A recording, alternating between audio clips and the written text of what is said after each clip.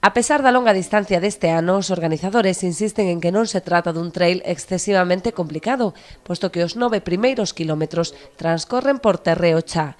A proba sairá do Peirao de Setefogas ás 10:30 e discorrerá pola senda do río Té.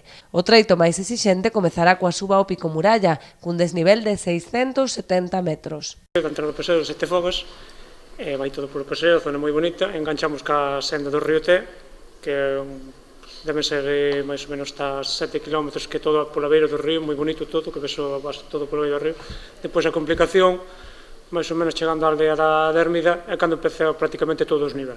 Empeza por aí, enganchamos tamén o emblemático Pozo Bastón, que vamos pasar por ali, desviámonos un pouquiño para subir polo Pozo Bastón, para ver polo pozo, e depois vamos subindo todo hasta Campelo, que aí debe ser complicado, debe ser 5 km o máis complicado, que é onde ganas casi todo o desnivel acumulado.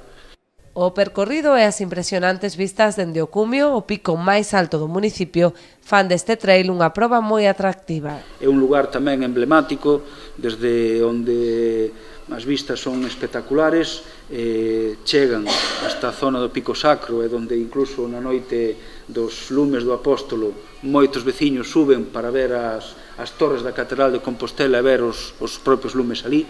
É un lugar, efectivamente, que domina toda a nosa xeografía. A proba, como falaba Adolfo, é unha proba moi atractiva, unha proba cunha paisaxe ascendendo toda polo río e logo a meta final, onde temos unhas vistas impresionantes da ría, de ambas as dúas rías, non?